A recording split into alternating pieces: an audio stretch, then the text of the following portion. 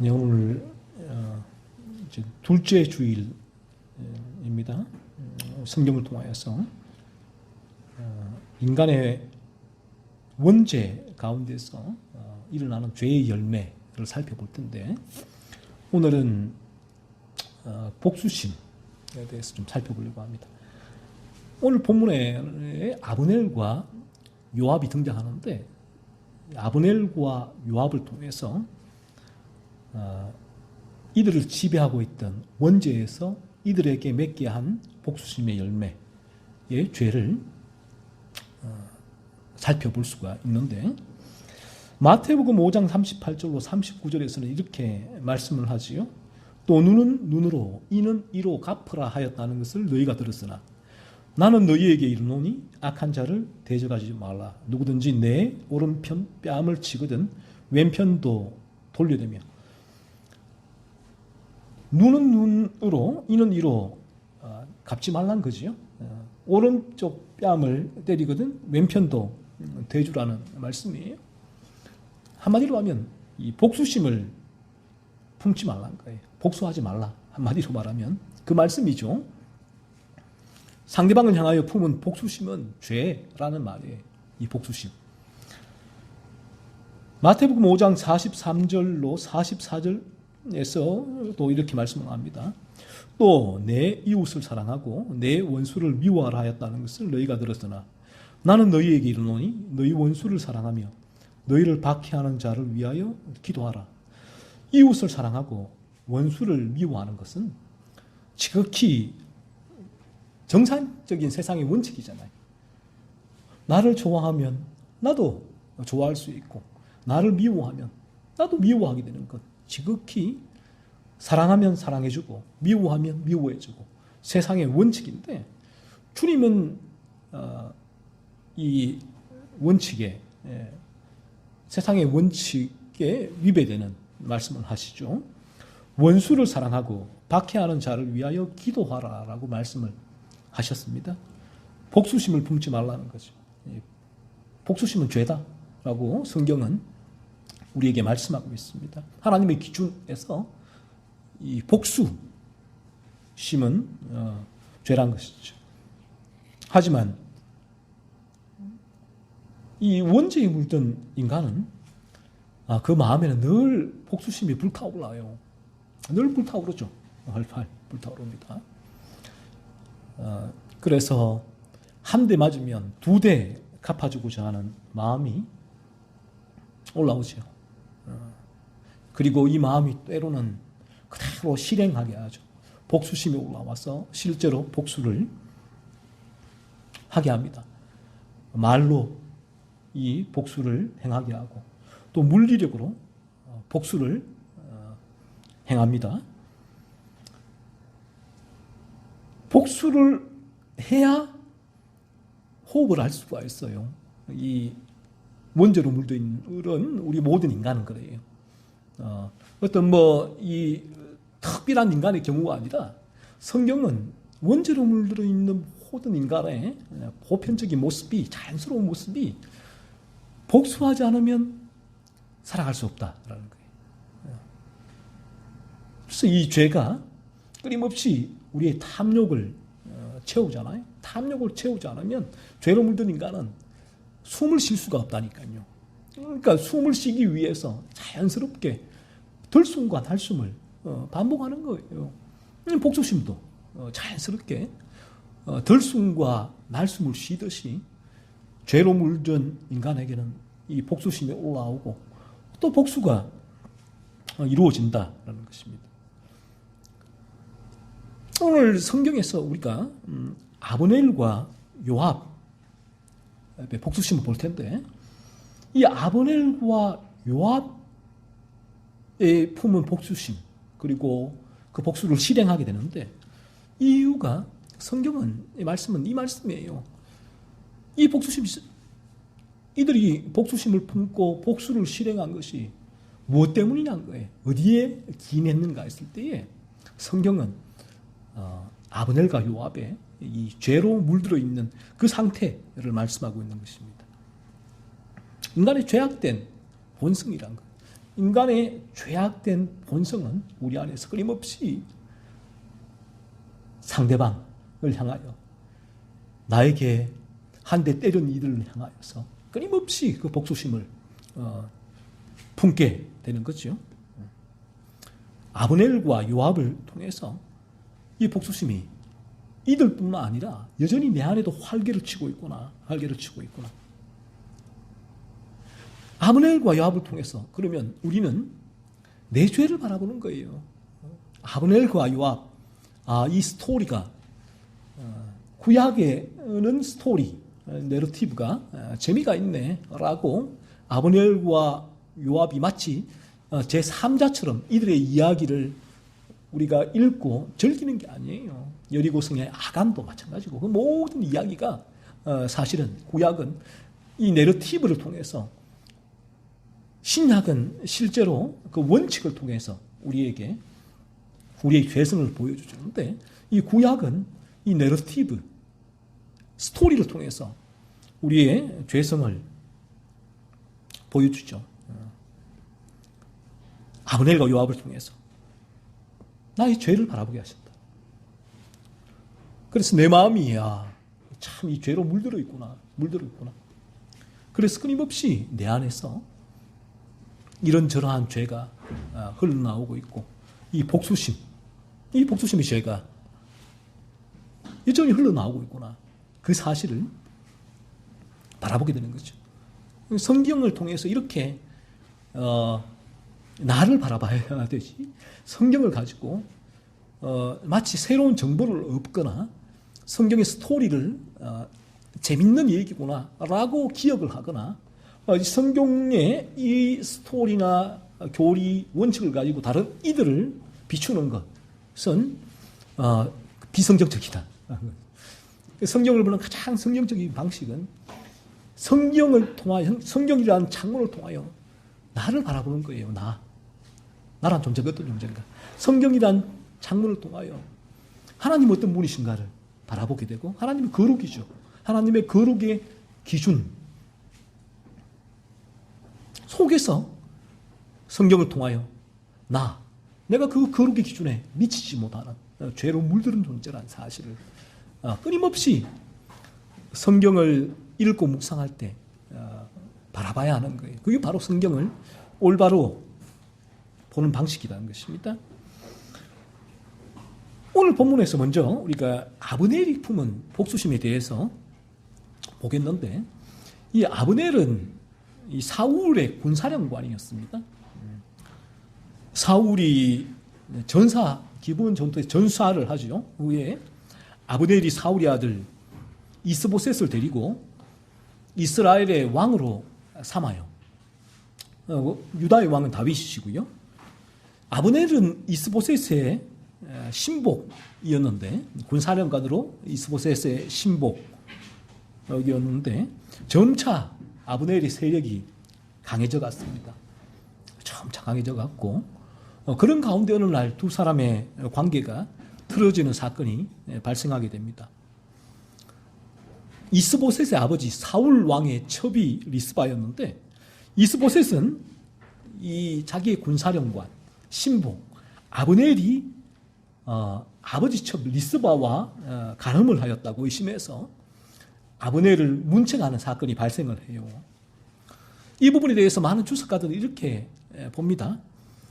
이 전왕의 부인과의 결혼이 왕위 계승권이 없는 야신가, 왕위를 찬탈하고자 하는 야신가에게 왕위 계승의 합법성을 부여해 주었다고 당신은 그렇게 생각을 한단 말이에요. 아브넬은 이스라엘의 왕위 계승을 열망을 했고, 그로 인해 사울의 첩 리스바와 그런 목적으로 동침했다라고 학자들은 주장해 왔는데, 이런 주장은 가능하긴 한 주장이지만 확실한 것은 아닙니다. 본문 자체에도 이를 지지하는 분명한 증거는 없고요. 아브넬이 이스보셋에 행한 그 충성을 바라보게 될 때 이런 해석은 옳지 않다라는 거예요.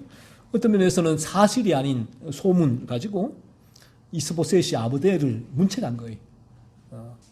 증거가 없는 사건을 가지고 이스보셋을 문책을 한 부분인데, 아브넬을 문책을 했죠. 그러자 이 아브넬은 적분했습니다.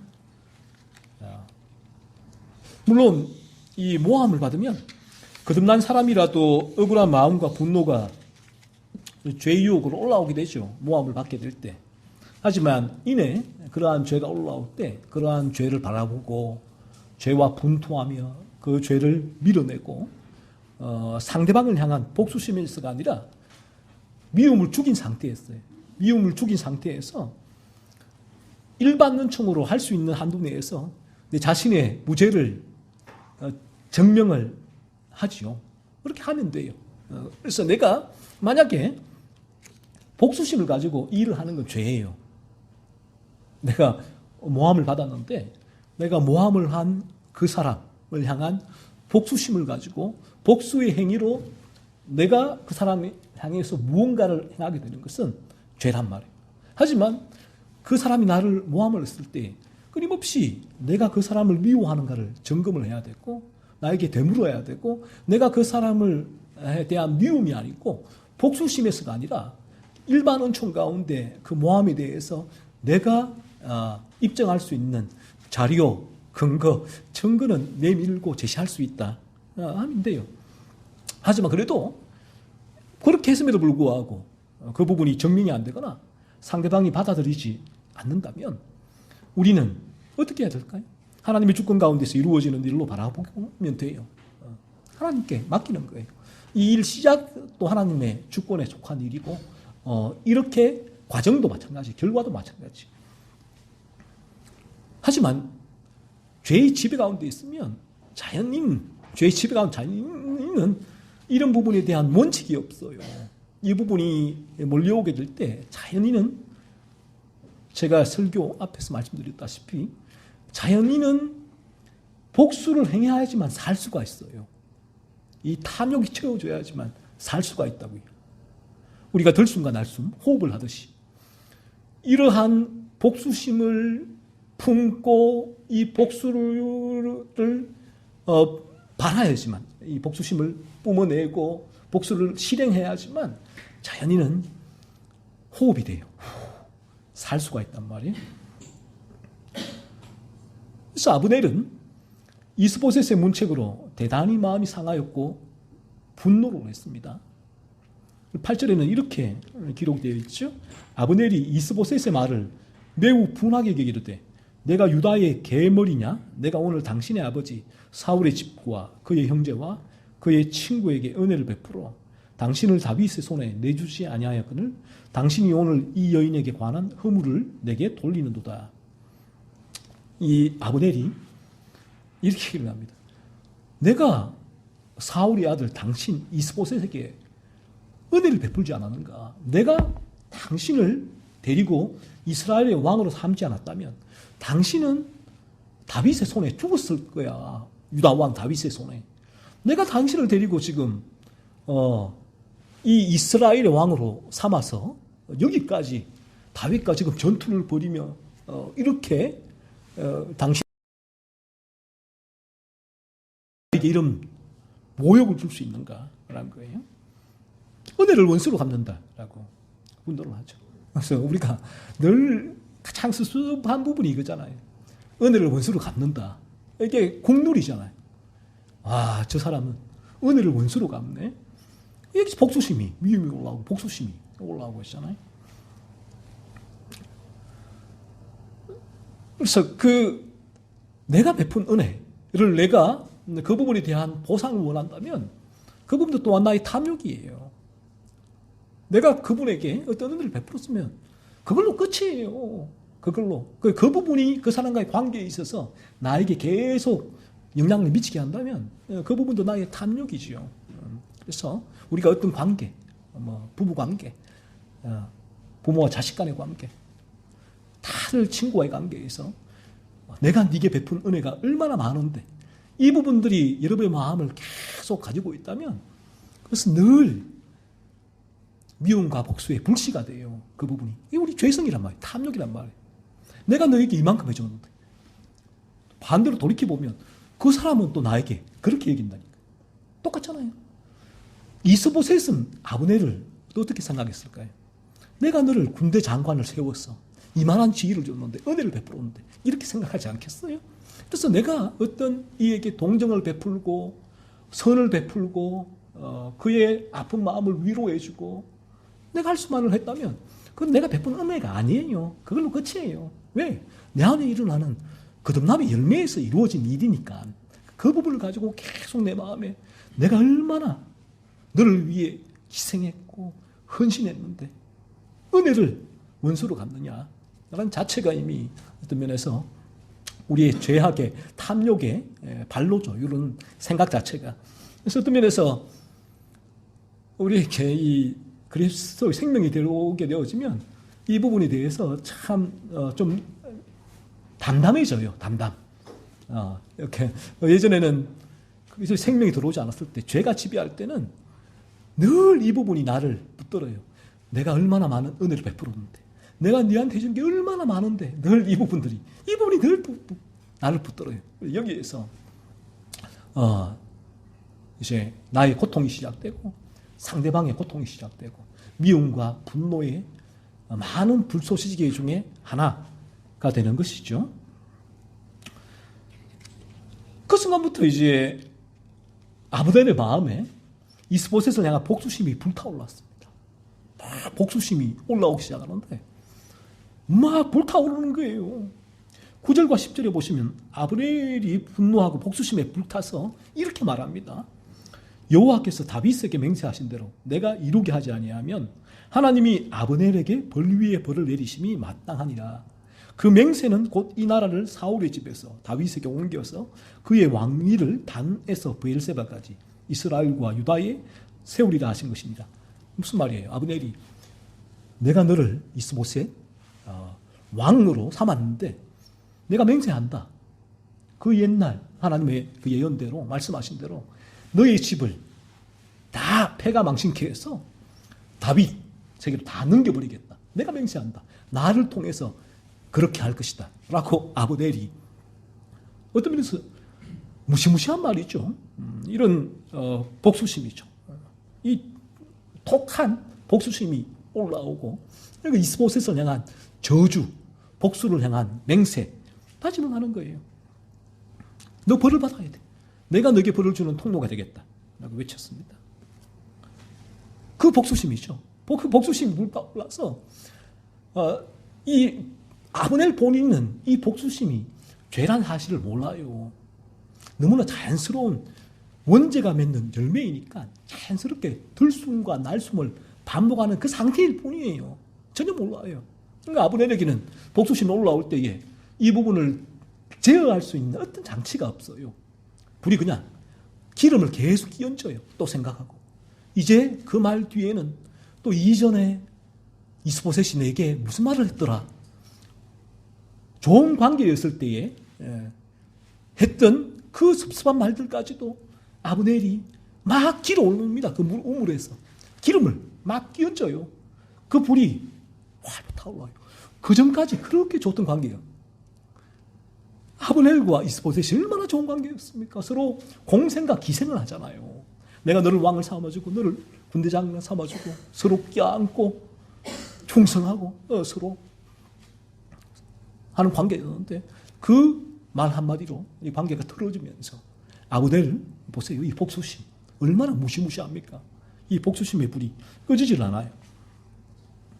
그래서 아브넬이 그 다음에 이 복수심을 품고서 직접 행동으로 복수의 행동으로 옮기는데 제어가 안 돼요. 이렇게 이 복수심에는 이 복수 행동으로 이어지게 되는데 그동안 이 이스라엘의 왕 이스보셋 그리고 유다의 왕 다윗 이 두 집의 왕 나라 간의 전쟁이 계속 있었단 말이에요. 그래서 아브넬도 이 유다와 계속 전쟁을 치르고 있었는데 서로 죽이기 위해서 얼마나 칼을 휘둘렀는데 즉시 유다 왕 다윗에게로 달려가요. 그 순간 복수심 불타오르니까 자기가 그것도 싸우고 있던 적이었던 다윗 왕에게로 달려가서 다윗의 손을 잡고 이스보셋을 배신을 합니다. 배신. 왜요? 아브넬의 마음에는 이스보셋을 향한 복수심이 계속 불타올랐기 때문에 그래요. 아브넬은 이스보셋이 사실인지 아닌지 모르는 그 사건으로 인하여서 그 일로 문책한 그 일로 이스보셋에 대한 복수심이 불타올랐고, 이 복수심은 이스보셋에게 복수를 행할 때까지 꺼지질 않아요. 내가 해야 돼. 데미지를 가해야지만 그때야 그 복수심이 가라앉죠.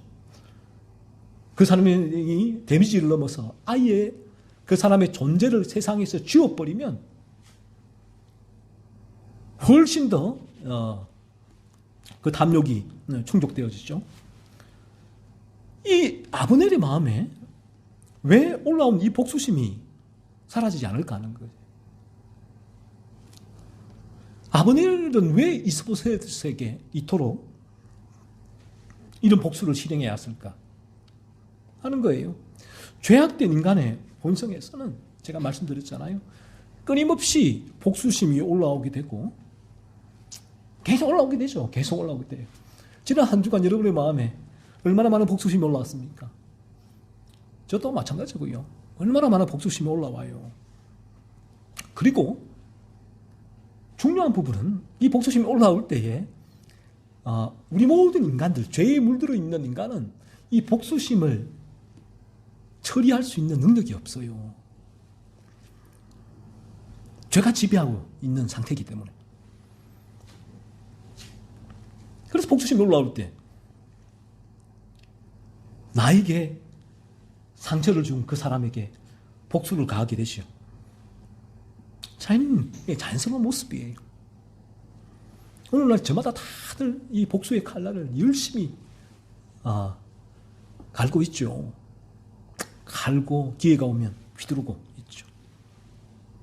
내가 복수를 행할 힘이 없다면 내 마음으로 그 복수를 가해야 할 상대방에게 욕설과 폭언과 저주를 퍼붓고 생각으로 상상의 나라를 펼치면서 복수를 하죠. 그리고 내가 복수를 실행할 힘이 있다면 그 힘으로 상대방을 제압하죠. 힘들게 하죠. 그렇게 복수를 합니다. 또한 죄의 지배 가운데 있는 자연인 중에는 복수심이 올라올 때에 일반 은총으로 복수심을 누르고 있는 사람이 있어요. 복수심 실행이 되지 않게 일반 은총이 다 눌러놓는 거예요. 복수심을.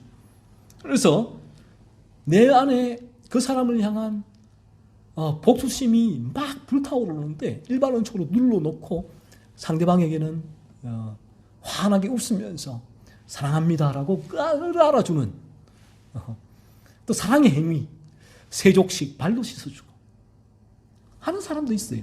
일반 은총으로. 이런 경우에는 우리가 볼 때 와, 저 사람 거듭난 사람이 아닌가라는 착각을 할 정도로 그렇게 자기에게 상처를 준 상대방에게 그와 같이 사랑에 도임을 하는 자연인도 있다. 하지만 그 마음으로는 복수의 칼을 갈고 이미 난도질을 해요. 다 복수심을 다 불태웠어요. 단지 그는 일반 은총으로 그 부분이 실행되지 않게 눌러놓았을 뿐이죠. 그래서 아브넬은 이스보셋을 향한 복수심이 불타올랐을 때에 이 아브넬에게는 죄의 지배 가운데 있기에 그 복수심을 처리할 능력이 없단 말이에요. 그대로 복수를 실행하게 되는 것입니다. 복수심을 처리할 능력이 없어요. 다음으로 다윗의 군대장 요압이죠. 요압은 어땠는가 하면 이 아브넬이 이스보셋을 배신하고 다윗의 손을 잡고 다윗이 베푼 잔치 자리에 이 적장 아브넬이 참석을 했습니다. 다윗은 어땠을까요?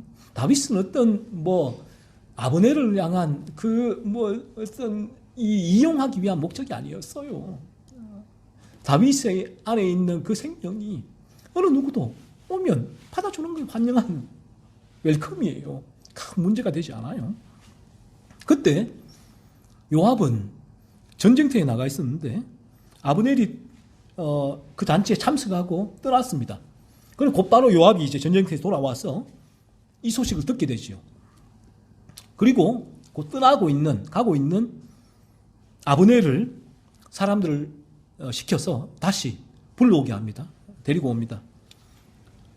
그리고 요압은 아브넬의 배를 칼로 찔러 죽여버렸어요. 요압이 아브넬을 살해한 이유가 오늘 본문 27절에 이렇게 기록되어 있죠. 자기의 동생 아사헬의 피로 말미암음이더라. 이스라엘과 유다가 전쟁을 치를 때에 아사헬이 이 요압의 동생이죠. 아사헬이 전쟁을 치를 때에 아브넬의 손에 전사를 해요. 아사헬이 아브넬을 죽이려고 쫓아오다가 아브넬이 뒤로 던진 창에 찔려서 요압의 동생 아사헬이 전사를 하게 되는데 요압은 이때부터 아브넬을 향한 복수심이죠. 그 마음에서 불같이 타올랐어요.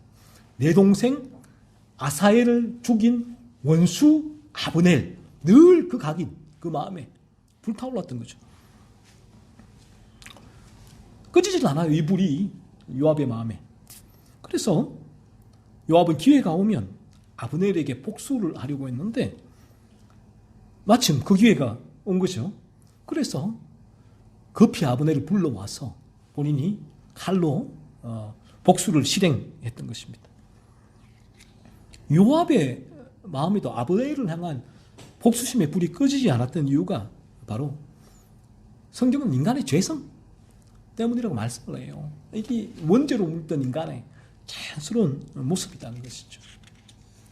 죄로 물든 인간에게는 자신의 탐욕에 스크래치를 낸 상대방에게 복수심이 올라오게 되고 이 복수심을 처리할 능력이 없기 때문에 그대로 이 복수를 실행하게 되죠. 자, 그렇다면 이제 이 물음이죠. 우리는 어떻게 이 복수심에서 벗어날 수 있는가? 어떻게 이 복수심의 죄를 죽일 수 있는가? 하는 부분이에요. 이 부분이 내게는 나는 어떨까? 나는 지난 한 주간 내 안에 끊임없이 내게 복수심이 올라왔는데 나는 이 복수심을 어떻게 처리했는가? 아니면 내가 이 복수심을 처리할 수가 없었어. 내 안에서 끊임없이 복수의 불을 태우고 그리고 이 복수를 직접 한 주간 실행하는 그런 삶을 살다가 왔지는 않는가? 아니면 내 안에서 어떤 다른 변화가 있었는가? 이 복수를 죄로 바라보고 이 복수를 심이 올라올 때에 분투하고 밀어내었는가? 죽이는 삶을 살다 왔는가 하는 거예요. 먼저 이러한 삶은 앞에서도 말씀드렸지만 죄의 지배 가운데 있는 자연인은 불가능해요. 자연인은 복수심이 죄라는 사실을 깨닫지 못하기 때문에 복수를 해야만 살아갈 수가 있어요. 복수를 해야만. 이리가 고기를 먹으면 살아갈 수 있듯이 고기를 안 먹고 풀을 뜯고 살아갈 수가 없잖아요. 마찬가지로 죄의 지배 가운데 있는 자연인은 복수를 해야만 살아갈 수가 있는 존재다라는 것입니다. 어떻게 그렇다면 이들이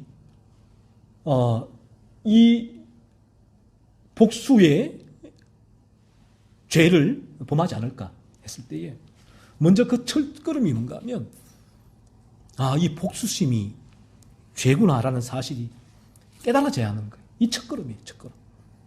이 부분이 되지 않으면 아무리 그가 나 주님을 믿습니다. 아무리 찬양하고 40일 금식 기도를 3번 몇 번을 하더라도 그에게는 여전히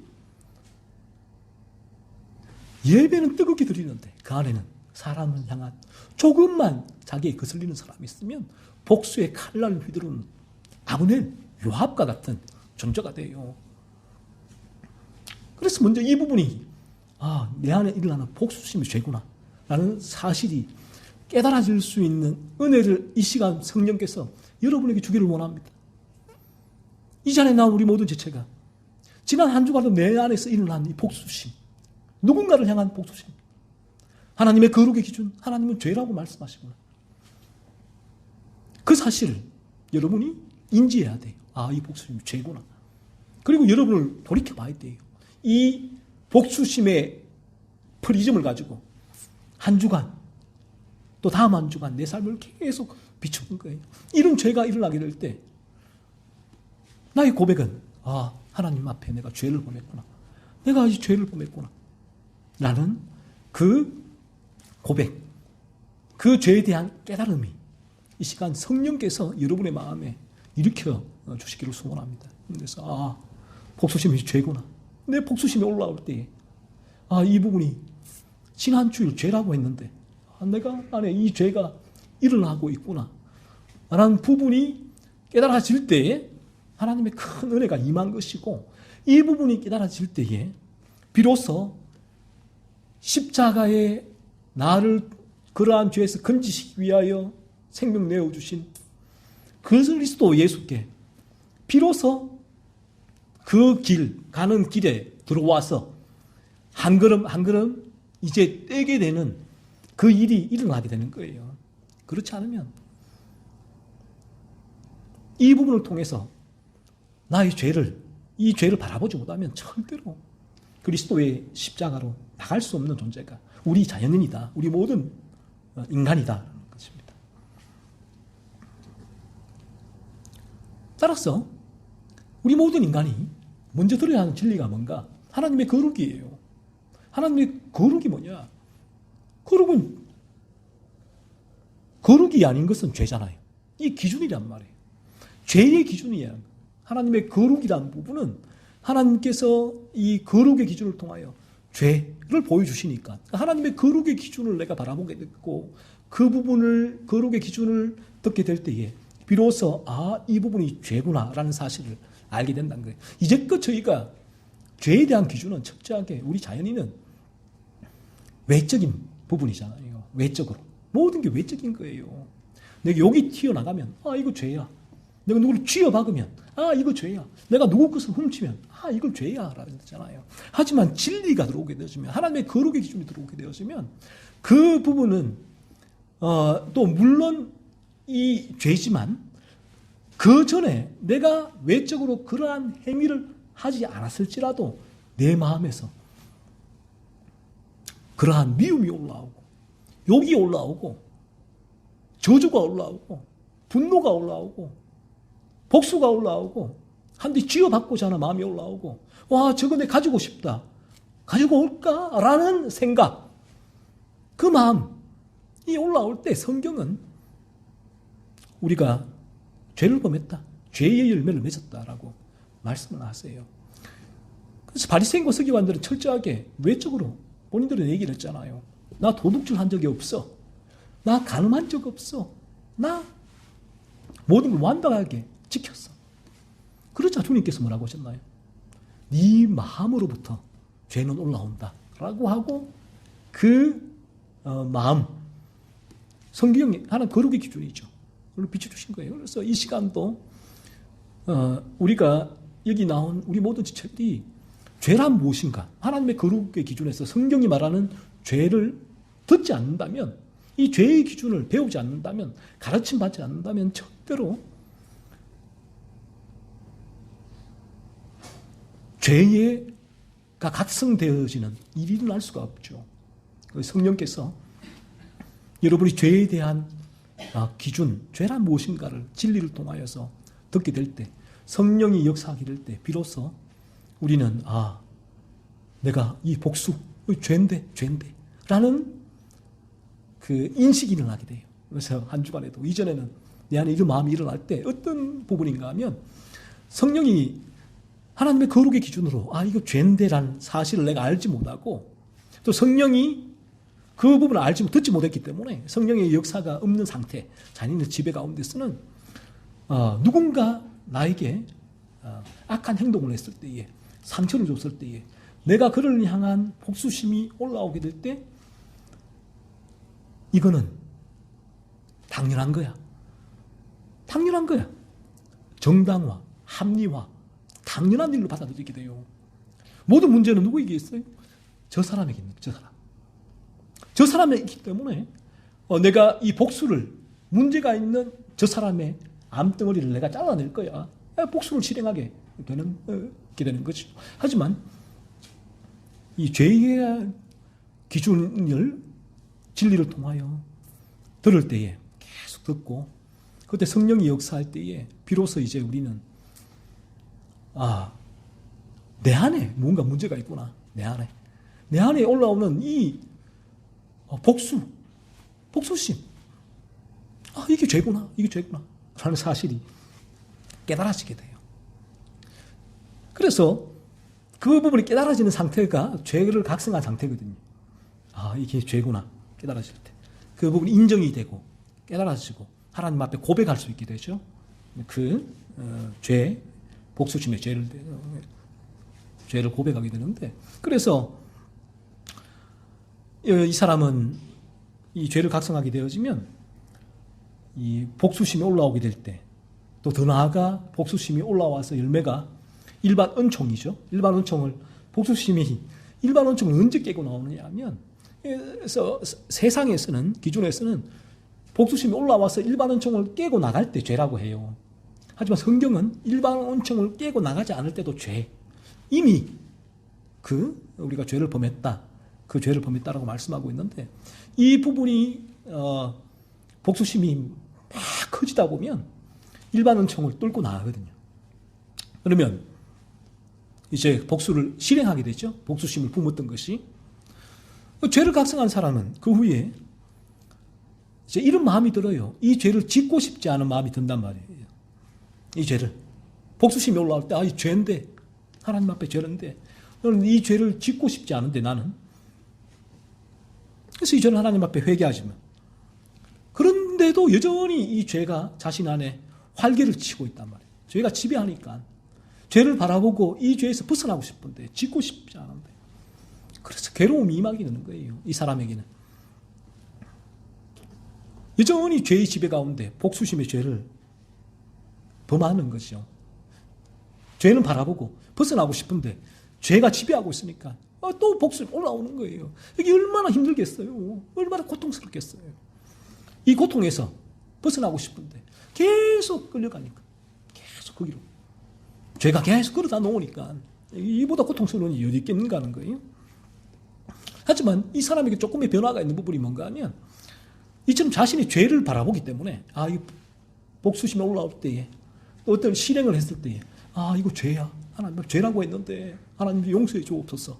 이 죄를 바라보기 때문에 이 죄가 자연인일 때는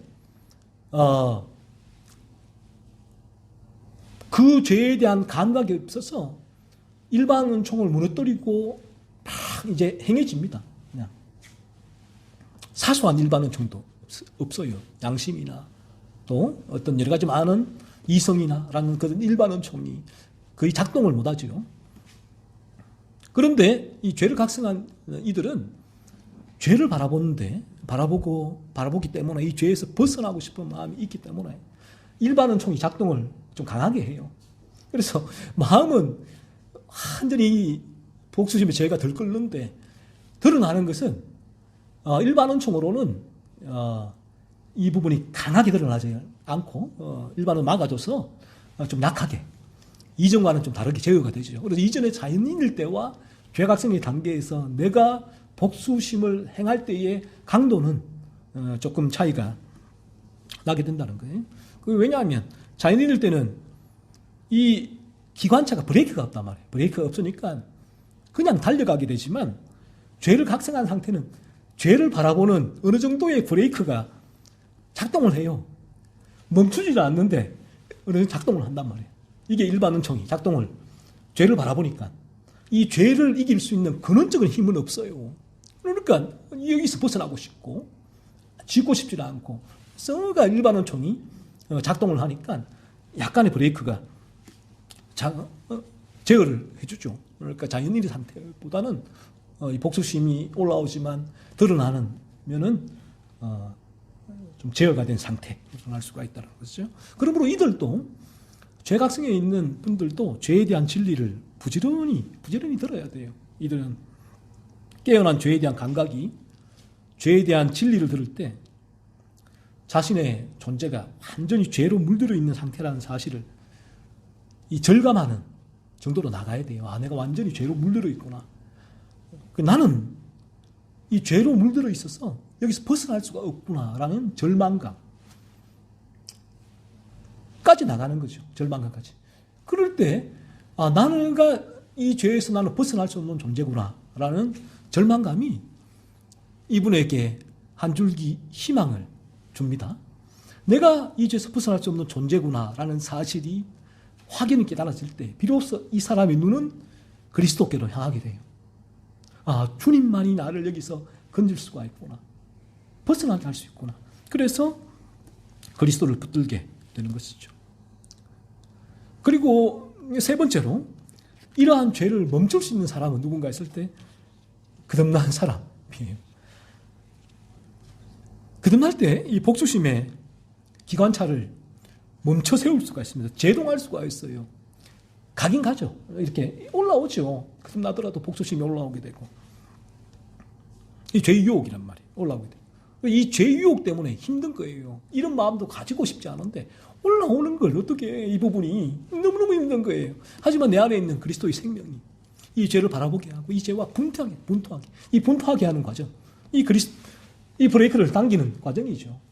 분투할 때 그리스도의 생명이 우리에게 이 죄를 밀어낼 수 있는 힘을 주시고, 그래서 이 복수심을 스톱 내 안에서 이 복수심을 완전히 복수의 화신이 되어서 내 마음에 복수의 분노를 계속 품고 있거나 또 이 부분을 깨고 나가서 복수심을 발현하는 그 상태까지 나가지 않게 하죠. 그래서 이 부분들이 또 일정 기간을 지속할 수는 있어요. 우리의 나더라도 그 영적인 상태가 다운이 되었을 때는 좀 지속이 되고 있고 또 진리를 공급받지 못할 때는 좀 지속이 될 수 있지만, 하지만 이 부분이 내 마음에서 어느 순간 눈 녹듯이 사라지죠. 이게 참 신기한 일이에요. 그래서 이 부분이 그래서 예전 같으면 우리가 내 안에 그가 바라보게 될 자신 안에 예전에 내가 이런 상태에서 못했을까 했을 때 복수심이 장난이 아니에요. 상대방을 향해서 이 부분이 나도 감당할 수가 없어요. 막 불처럼 일어나고 마치 불이 산불 번지듯이 막 내 마음을 전체를 뒤덮고 이 부분 불이 커지니까 일반 원총이 깨지는 거예요. 그래서 복수를 실행하고, 그리고 그 부분이 또 그렇게 해서 일단락이 되면 또 어느 정도 시간이 지나면 또 어떤 상황이 되면 이전 것까지 물고 와요. 다 물고 와서 또 복수심을 일으키게 되죠. 계속 그 안에 뿌리 뽑히지 않은 그러한 상처가 계속해서 어떤 기회가 오면 또 복수심을 일으키게 하는 부분인데, 거듭나게 될 때는 비로소 이 부분이 제가 늘 말하지만 제로 베이스가 돼요. 제로 베이스가 어느 지점이 되면 내가 그 사람을 향해서 그 사람이 내게 이렇게 했는데 내가 은혜를 베풀었는데 은혜를 원수로 갚는구나. 이 부분이 계속 그 사람의 마음을 이 아브넬처럼 요압처럼 사로잡지를 않아요. 그분이 어느 순간 눈 녹듯이 사라진단 말이에요. 그러니까 다윗처럼 어느 누가 와도 자기를 죽이려는 사울까지도 다윗은 복수심을 품지 않게 되잖아요. 그러한 실제 삶의 변화가 오게 되죠. 그럴 때 제가 늘 말씀드리지만 이 부분도 이러한 지난주에도 말씀드렸죠. 우리 상처에서 자유로워질 때에 우리가 얼마나 평안할까. 똑같아요. 이 복수심에서도 해방될 때 우리의 마음이 얼마나 평안할까요? 이 복수심이 있으면 그야말로 전쟁이죠. 전쟁터. 내 마음은 한시도 잠잠하지가 않아요. 늘 내 안에는 갈등, 분노, 미움, 그리고 어떻게 내가 복수를 실행할 수 있을까?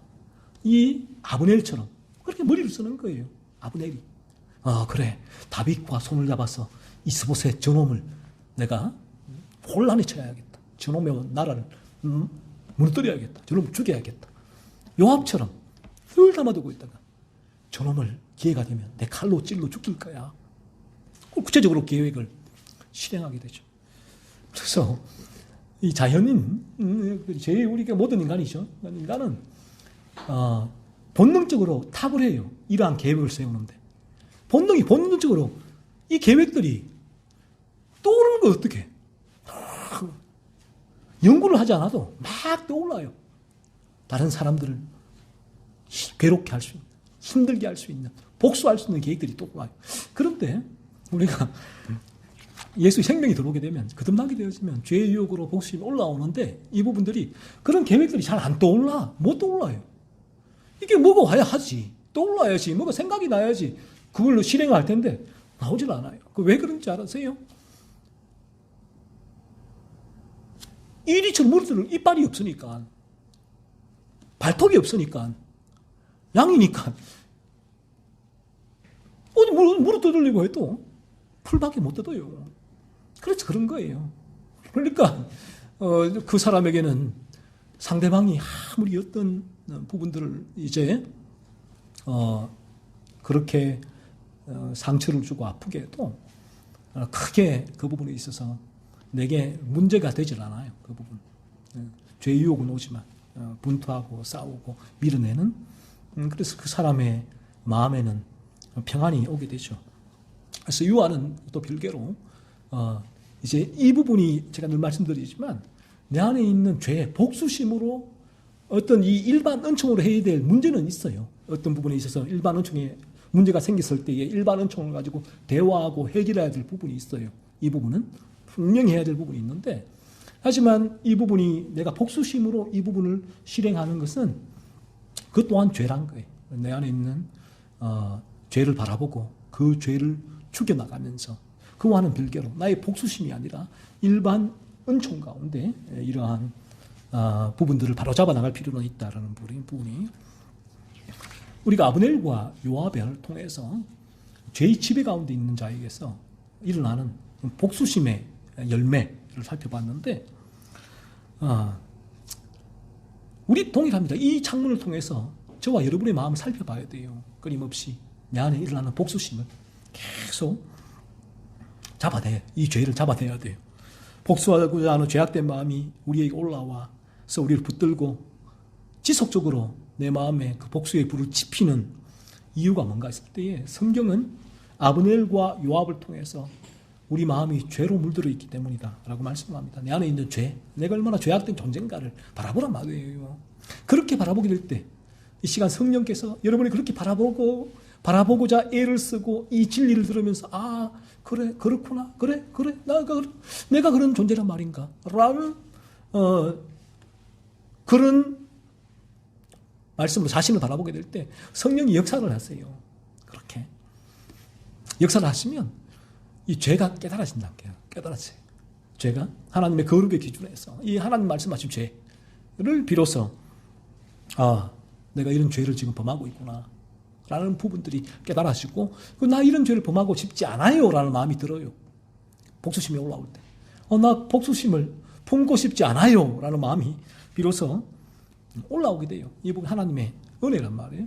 그래서 이 부분이 끝내는 우리를 어디로 인도하는가? 나 복수심의 죄를 품고 싶지 않아요. 그런데 이게 되지 않아요. 그러면 성경에서는 수고하고 무거운 짐진 자들아 다 내게로 오라. 내게로 오라. 주님이 이렇게 우리를 초청하시는 거예요. 그래서 이 부분이 깨달아질 때 우리는 이 주님의 이 말씀을